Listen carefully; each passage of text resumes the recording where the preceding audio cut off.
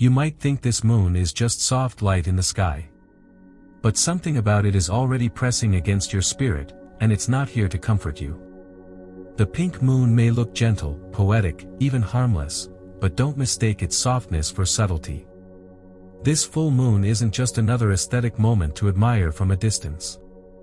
It's a spiritual turning point, and whether you're ready or not, something is already in motion. Peaking between the night of April 12th and the early hours of April 13th, this moon does more than light the sky, it opens something. And what it opens doesn't just glow. It rearranges. Portals don't knock or ask if you're prepared. They simply arrive and begin their work. If you felt strange flickers in your body, restless emotion, or quiet resistance rising for no clear reason, that's not coincidence. That's contact. You're not imagining the pressure. You're already inside the field of activation. This moon isn't here to reward surface hopes or affirmations. It scans truth. It responds not to what you say you want, but to what your energy shows you can hold. And if you've been out of sync or skipping the deeper work, this moon won't feel like an upgrade. It'll feel like friction. But that's not punishment. That's precision. And that precision is the beginning of real change. So if you felt it, if something in you is already shifting, you're not alone. And sometimes just leaving a trace of that feeling, even quietly in the comments, is part of how the energy anchors. If this speaks to your spirit, you're welcome to subscribe. We're just getting started. Now let's go deeper, because what looks like beauty may actually be the beginning of everything changing. We often hear that full moons are moments to manifest, to speak your desires, set your intentions, and let the universe deliver. But this pink moon carries a different energy entirely. It doesn't offer blessings based on what you hope for. It measures what you're ready to hold. It's not interested in your declarations, it's reading your field. And if that field is scattered, overextended, ungrounded, or emotionally raw, the moon responds accordingly, not out of punishment, but with precision. This is the kind of moon that doesn't reward imagination. It rewards alignment. And alignment isn't about perfection. It's about honesty, about presence, about how consistently your inner world matches what you say you're calling in. You can whisper affirmations every night, but if you're avoiding your own emotions by day, the frequency doesn't match. You can dream of expansion, but if you've been shrinking every time challenge shows up, your energy is saying something different than your words. The pink moon isn't listening to what you think you want. It's responding to what you've proven, through embodiment, not intention, that you can truly carry. And that's why so many people are feeling blocked. Not because something is wrong with them, but because the wish they've been repeating isn't resonating with their current frequency. This moon scans the nervous system. It senses stability or instability. It tracks emotional honesty. And if you've been skipping the deeper work, ignoring the roots while reaching for fruit, it slows everything down. But this isn't delay for the sake of delay. It's a sacred pause that protects you from receiving something you're not prepared to sustain. When this kind of moon lands, it brings a certain discomfort. You start to feel the gaps in your own alignment. Not because the universe is judging you, but because the mirror is clean. You begin to notice where your habits aren't matching your hopes. Where your energy is still saying, "I'm afraid," even while your lips say, "I'm ready." And when that awareness hits, it stings. But it also frees you. Because once you know the truth of your own readiness, you can stop fighting for timing that isn't right. You can shift from forcing to integrating. From demanding to preparing. And in that space of clarity, another layer begins to surface, something more subtle, but no less sacred. You begin to hear things differently. Compliments that used to make you feel good suddenly land awkwardly. Praise that once seemed affirming now feels like expectation. Words that lifted you now feel like they're holding you in place. Because here's the truth most people won't say, not all compliments are meant to expand you. Some are designed, consciously or unconsciously, to keep you small. Under this moon, the veil between words and intention begins to dissolve. You feel it in your body. A comment that once warmed you now presses down on your chest. Someone tells you, "You're always so calm," and suddenly it hits differently, because maybe being calm has meant swallowing your truth. Someone says, "You're so strong," and it lands not as affirmation, but as expectation. You feel like you're not allowed to be tired. You're told, "You're so selfless," but now it feels like a quiet demand to keep abandoning yourself. This moon doesn't expose these things to hurt you. It reveals them so you can be free from them. Because when you're praised for traits that cost you your wholeness, that's not love. That's control disguised as encouragement. And if something in you has started feeling uneasy about the praise you once lived for, that's not you being difficult. That's you waking up. That's your soul refusing to be shaped by someone else's comfort. And when that realization settles in, a shift begins. You no longer chase the words that used to validate you. You begin to tune your awareness not to what others admire, but to what actually feels true in your own bones. You realize that praise has often been a leash.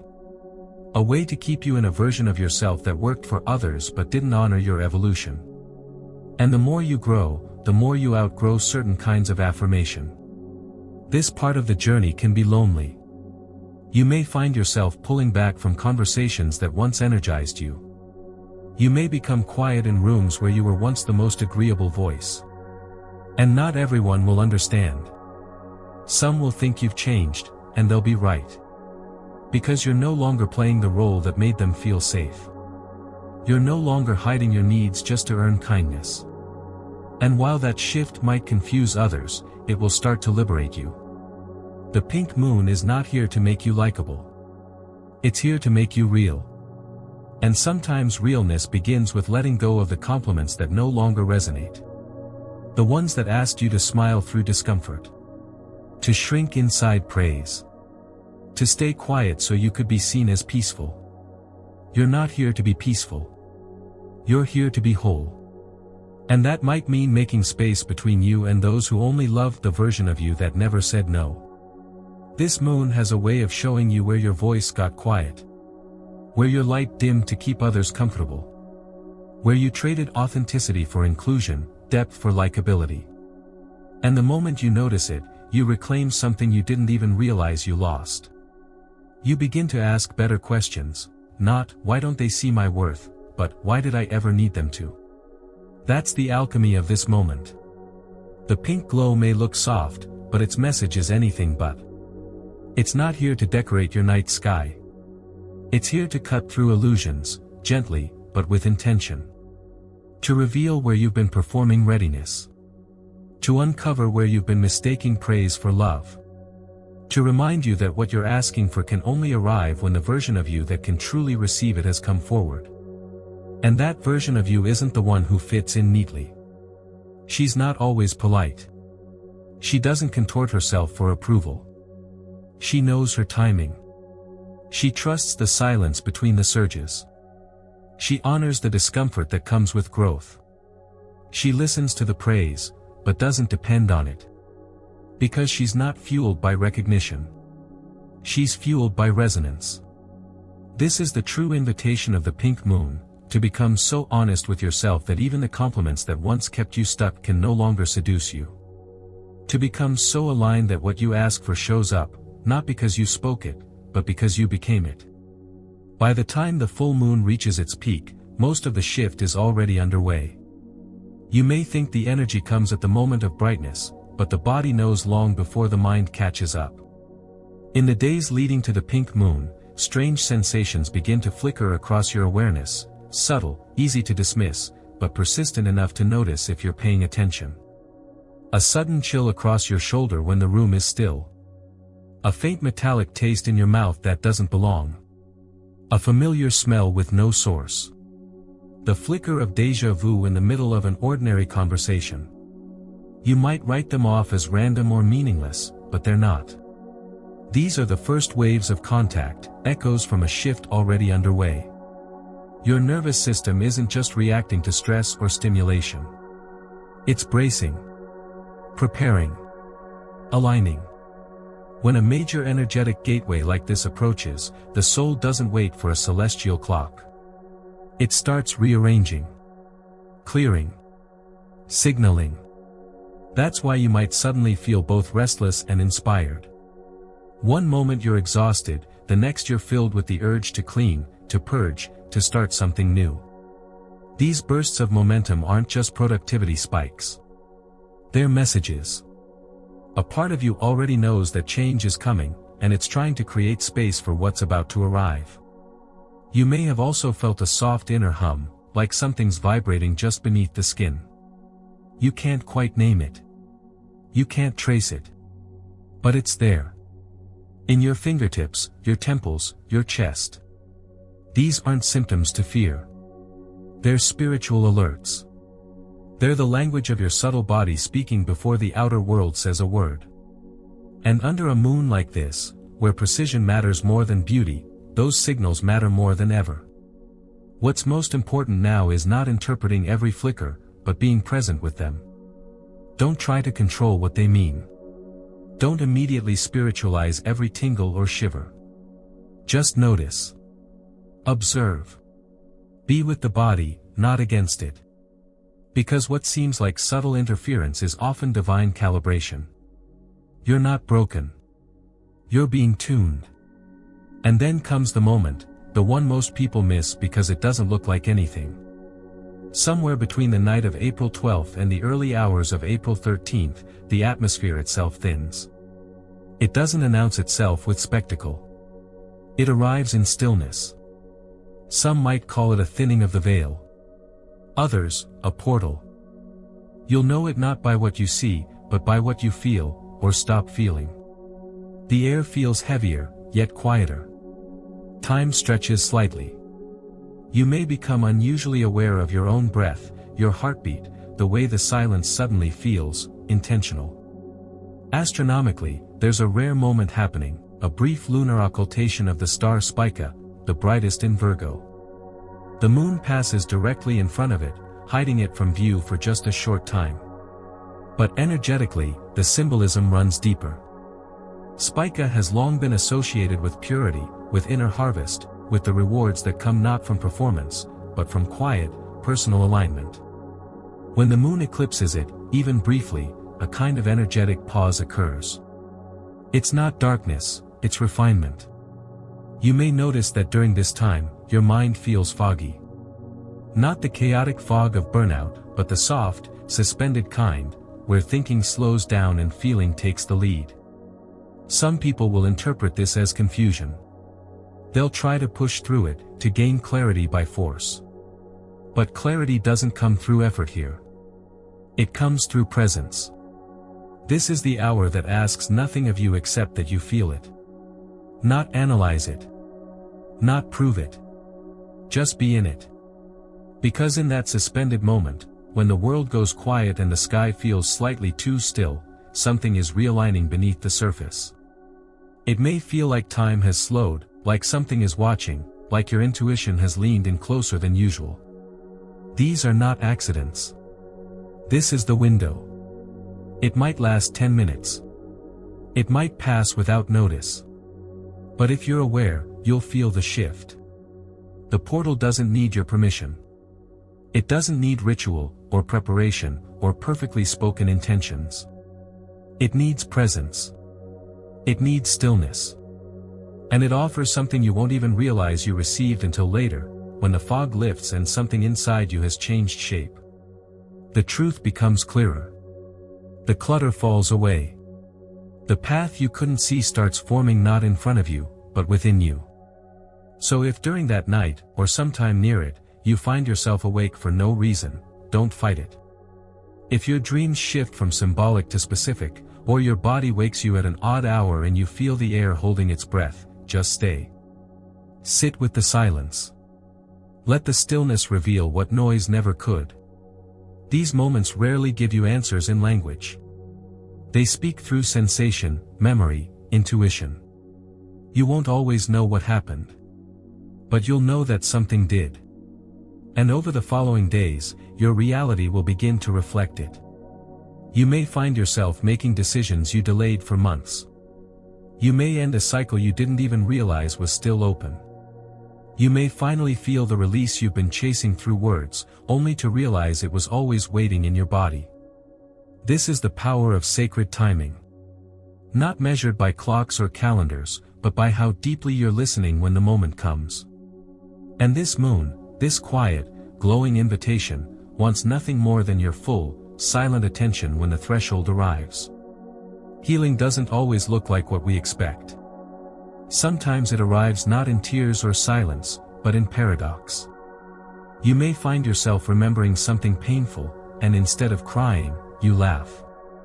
Not because you've become cold or dismissive, but because something inside you has finally stopped resisting the memory. You've integrated it. And that laughter isn't denial. It's release. It's the sound of energy unhooking from the story. Other times, you'll feel light as something heavy ends. You'll close a chapter you thought would break you, and instead of collapsing, you breathe easier. That too is healing. It doesn't need to look like grief to be real. This pink moon opens a space for that kind of rewiring. It dissolves the old idea that peace must always arrive with stillness, or that closure must come with clear rituals. In reality, emotional alchemy rarely follows a script. You might be smiling while something inside you finally lets go.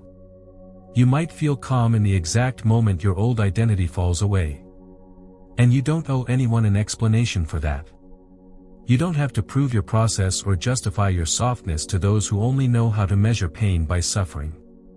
There is something sacred about learning to trust your own emotional paradox.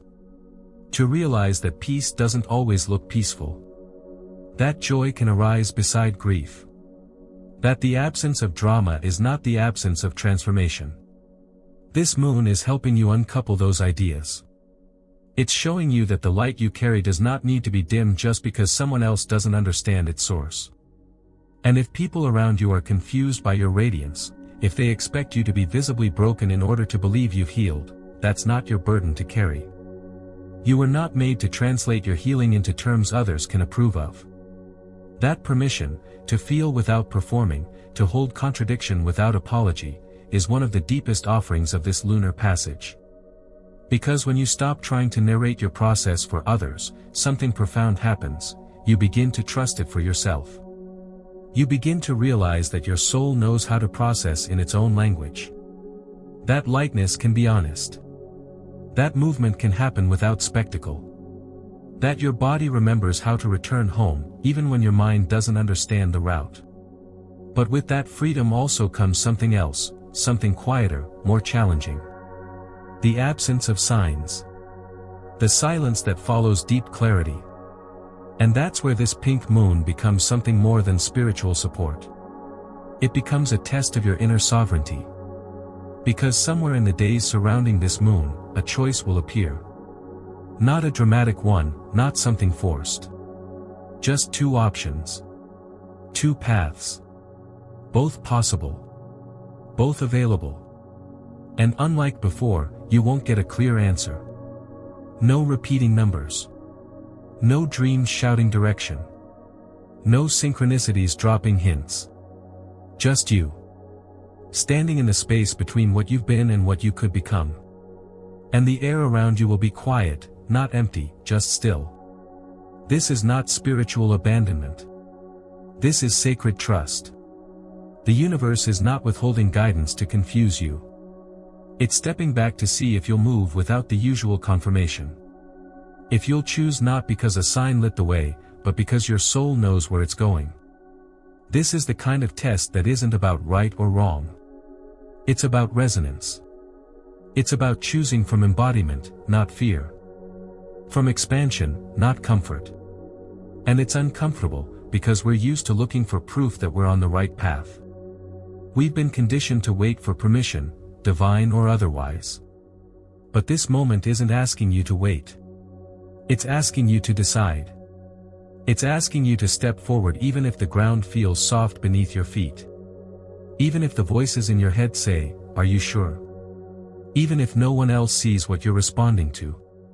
Because truth doesn't always come with loud validation. Sometimes it arrives in a whisper that only your future self can hear. And yes, doubt will come. You'll wonder if you've made the right decision. You'll replay the options in your mind. But that doesn't mean you're wrong.